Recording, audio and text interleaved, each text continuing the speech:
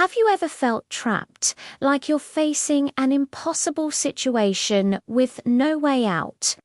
It's a feeling we've all had, a longing for freedom, for a new beginning. Well, there's an ancient story that speaks directly to that feeling. A story of epic proportions that has echoed through thousands of years. It's a tale of slavery and liberation, of miracles and mayhem, of a reluctant hero and a stubborn king. Today, we're diving deep into one of the most foundational stories ever told, the Book of Exodus. Now, Exodus isn't just a dusty old book. It's the original blockbuster, the ultimate escape story.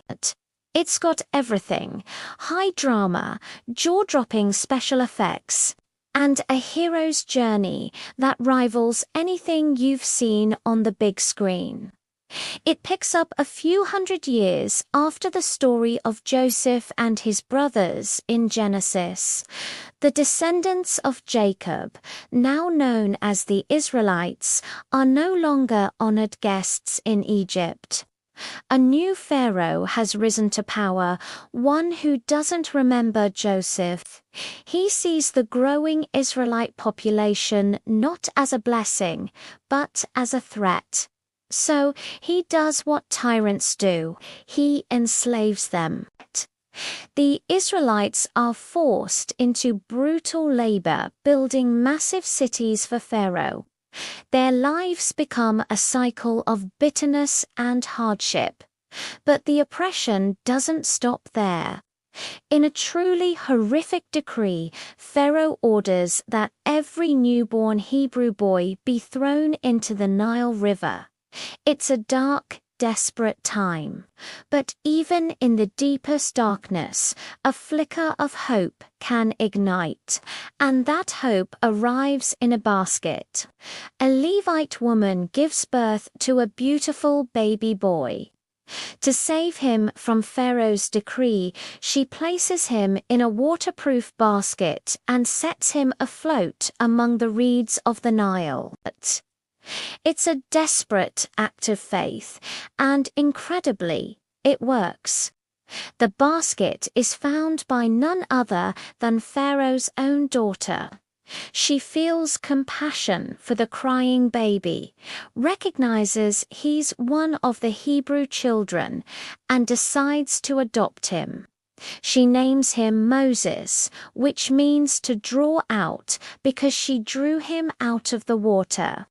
So Moses, a Hebrew by birth, grows up as a prince of Egypt. He lives a life of privilege in the royal court, completely separated from the suffering of his own people.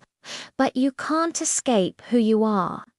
One day, Moses sees an Egyptian taskmaster viciously beating a Hebrew slave. In a flash of rage, he intervenes and kills the Egyptian, burying him in the sand. He thought no one saw, but the next day he discovers his secret is out. Fearing for his life, Moses flees Egypt. He runs far away into the desert of Midian. The prince becomes a fugitive, a shepherd in a foreign land. He marries a woman named Zipporah and starts a new, quiet life. For 40 years, Moses tends his father-in-law's flocks, wandering the desolate mountains. The palace, the power, the plight of his people, it must have all felt like a distant dream. But God hadn't forgotten his people, and he hadn't forgotten Moses. One day, on the side of a mountain, Moses sees something impossible: a bush that's on fire but isn't burning up. As he gets closer, a voice calls out to him from the flames. It's the voice of God. God tells Moses that he has seen the suffering of the Israelites and has heard their cries. He is going to rescue them and bring them to a promised land, a land flowing with milk and honey. And then comes the bombshell. God has chosen Moses to lead this mission. He is to go back to Egypt and tell Pharaoh to let his people go. Moses, as you can imagine, is terrified. He's full of excuses. Who am I to do this? What if they don't believe me? I'm not a good speaker. He's a humble shepherd now, not a prince. He's a fugitive with a speech impediment. He is, in his own mind, the last person for the job. But God reassures him. He reveals his personal name, I am who I am, showing his eternal, self-existent nature. He gives Moses miraculous signs to perform, and he appoints Moses' brother Aaron to be his spokesman. Reluctantly, Moses agrees. He says goodbye to his quiet life and heads back to the land he once fled on a collision course with the most powerful man in the world. So Moses and Aaron stand before Pharaoh. The scene is tense. Two elderly Hebrew shepherds against the might of the Egyptian empire. They deliver God's message. Let my people go. Pharaoh's response is basically, who is the Lord that I should obey him? I don't know this Lord. And no, I will not let Israel go. Not only does he refuse, but he makes the Israelites work even harder. He tells the taskmasters to stop providing straw for the bricks, forcing the slaves to gather it themselves while still meeting the same daily quota. The people are crushed, and they blame Moses and Aaron. It's a disastrous start. But this is where the contest of wills truly begins. God tells Moses he will harden Pharaoh's heart to display his power. This leads to the famous 10 plagues, a series of escalating calamities designed to break Pharaoh's pride and demonstrate that the God of the Hebrews is the one true God. It starts with the Nile River turning to blood. The lifeblood of Egypt becomes a stinking, undrinkable mess. Pharaoh is stubborn. His magicians can sort of replicate it, so he's not impressed. Then come the frogs. Frogs everywhere in their houses, in their beds, in their ovens. Pharaoh begs Moses to make them go away, promising to let the people go. But as soon as the frogs are gone, he changes his mind.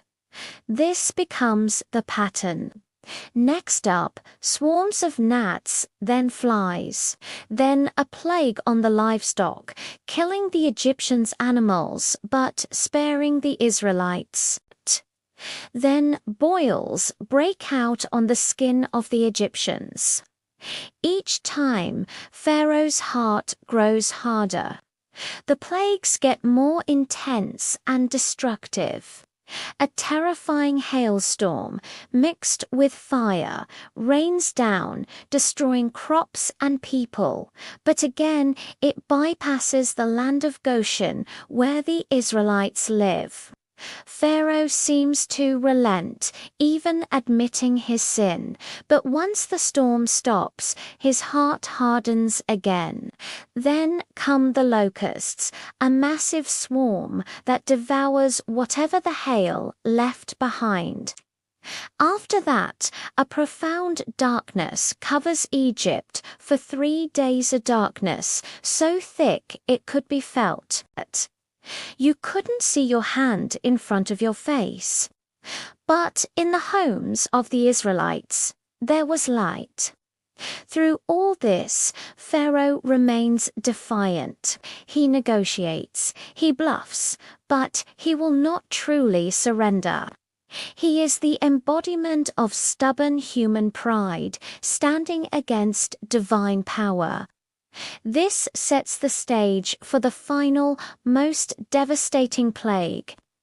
God tells Moses that at midnight he will pass through Egypt, and the firstborn son in every Egyptian household will die, from the firstborn of Pharaoh on his throne to the firstborn of the slave girl at her mill. But God provides a way of escape for his own people. This is the origin of the Passover. Each Israelite family is instructed to take a perfect year-old male lamb. They are to slaughter it and paint some of its blood on the doorposts and lintel of their homes. Then they are to roast the lamb and eat it with unleavened bread and bitter herbs, dressed and ready to leave at a moment's notice. The blood on the doorframe would be a sign. When the angel of death passed through the land, he would pass over the houses marked with blood, and the firstborn inside would be spared. That night, it happens exactly as God said. A great cry rises up throughout Egypt, for there is not a house without someone dead. The horror is unimaginable. This finally breaks Pharaoh. He summons Moses and Aaron in the middle of the night and screams at them to get out, to take their people, their flocks, everything, and go. The Egyptians, terrified, urge the Israelites to leave quickly, showering them with gold, silver, and clothing, just to get them out of their land. After 430 years, the enslavement of the Israelites in Egypt is over, led by a pillar of cloud by day and a pillar of fire by night. About 600,000 men, plus women and children, likely over 2 million people in total, begin their march to freedom. But the story's not over yet. Once the Israelites are gone, Pharaoh has another change of heart. What have I done?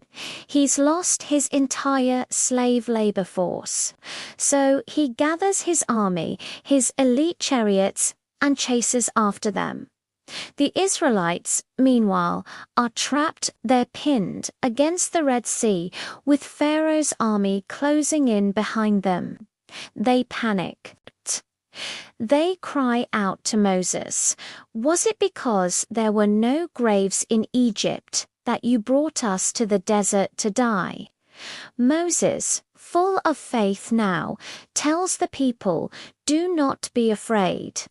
Stand firm, and you will see the deliverance the Lord will bring you today. The Egyptians you see today, you will never see again. The Lord will fight for you. You need only to be still." Then God tells Moses to raise his staff and stretch his hand over the sea. Moses obeys, and a strong east wind blows all night, parting the waters of the Red Sea, creating a path of dry ground with a wall of water on their right and on their left. The Israelites walk through the sea to safety. The Egyptian army, in their arrogance, charges in after them. But once all the Israelites are safely across, God tells Moses to stretch out his hand again. The waters crash back down, swallowing the entire Egyptian army. Not one of them survives. On the other side, the Israelites witness their complete and miraculous salvation. They are finally, truly free. The book of Exodus is a story that has shaped history, culture, and faith for millennia. It's a powerful reminder that no matter how dark the situation, no matter how powerful the oppressor, hope is never lost. It's a story about courage in the face of fear and faith in the face of impossible odds. It shows us that sometimes liberation requires a journey through the wilderness, but that we are never truly alone on that journey. Thank you so much for watching. If this story resonated with you, hit that like button and subscribe for more deep dives into the stories that have shaped our world. See you next time.